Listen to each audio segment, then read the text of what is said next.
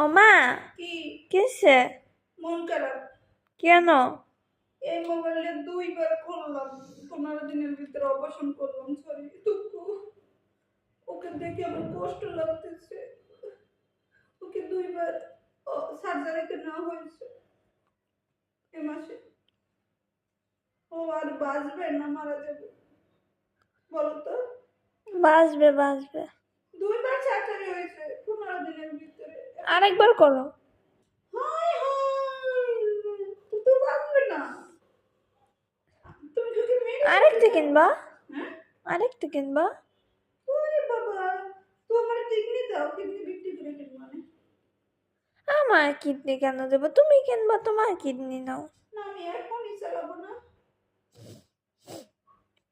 তোমার ফোনের জন্য গিফট আনছি।